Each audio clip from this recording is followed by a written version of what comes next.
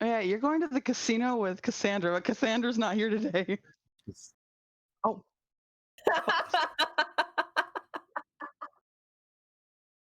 You didn't do your countdown. They c they can hear us completely. Doesn't matter at this Yeah, point. you Here we just go. kinda roll with it sometimes, you know?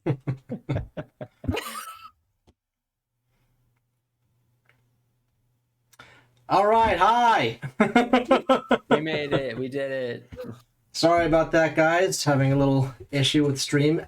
As per usual, it is Thursday. It is Fangs of New York. But anyway, hello and welcome. Yes, Mr. Wolf, again and always.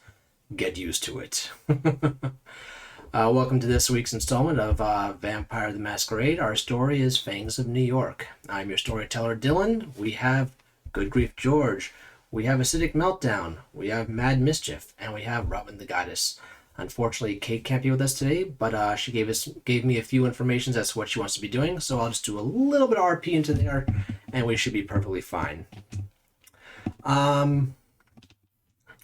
As always, it's Thursday, so I'm sorry for the for the trouble we have somehow every week. Let's hope that that's the least of it all. Is it really a Fangs of New York stream if we don't have technical difficulties? Exactly. All right. In that case, let's begin on this week's episode of Fangs of New York. Last week, the party had just finished up a battle with 2 vampire and 2 hellhound in the Diamond District in Mr. Leewitz's shop. The party then decided to start searching around the shop itself to see what they could find. And Vance found the necklace with the dragon symbol on it.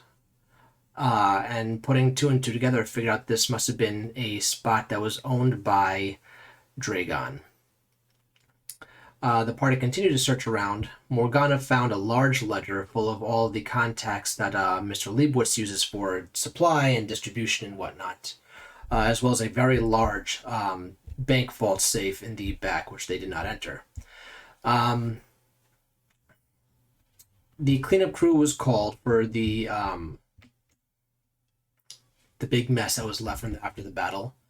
Dorian decided to swipe all the gems and jewels he possibly could from all the now unlocked display cases from the keys that Vance had found. And the party also found the device to unlock the iron bars, the hydraulic iron bars that were keeping them inside the shop.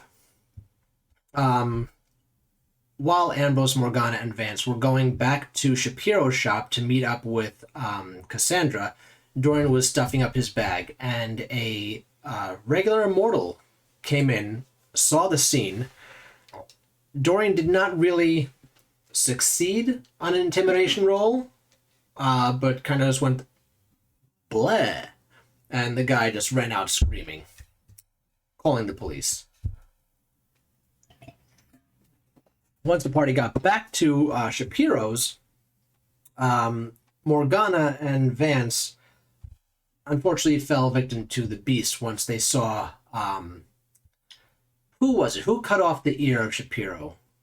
Was that Cassandra? That was Morgana. All right, Morgana. As soon as you cut off that ear, you jumped into the beast and you started devouring one side of his neck, and then Vance shoved the rest of the party out of the way and devoured the other side of the neck. Quickly and efficiently draining said Mr. Shapiro. At that point, you called for another cleanup crew into Mr. Shapiro's space and got into the car with Darius, who was waiting outside for you, impatiently. During this time, Dorian made a phone call to his father to check on things and see if he had any connections that could potentially help with the now vacant space. The whole conversation was overheard by Darius, who did not seem to be quite keen as to the discussion that was happening, but just let it happen nonetheless. When they got back to the heart of the city, you all met with Lord Astaroth and explained quickly the situation as to what happened. And as Morgana was saying that she had accidentally killed the Mr. Shapiro, the proprietor of the shop, Lord Astaroth was getting ready to take care of some business that way, and then Cassandra jumped in talking about the sigil that she had found at both locations for Shapiro's shop and Gilda's shop. To which Lord Astaroth grabbed her by the shoulder and dragged her into Lady Nisha's chambers, and then questioned what was going on. Lady Nisha then said that this is the second time that Cassandra had brought the sigil up to her knowledge, and that thinking the first time it was just happenstance, but now is an actual definitely happening. They then told you all, the party, to go wait in the main sanctum while they got Lady Kafara.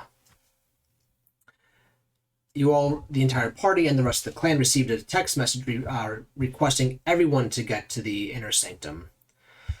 And about 20 minutes from then, now that the space was filled with about 60 other kindred, Lady Kafara and the two other elders came out, and they explained the unfortunate events of the mages being back in town. And upset and somewhat frightened murmur goes across the crowd. Ambrose then asked Lady Kafar if they could speak in private, to which she brings Ambrose into her private chambers, which is just the large room with the 3 coffins there, and they had their discussion quietly. Upon getting out of the room, Lady Kafara told the party and the rest of the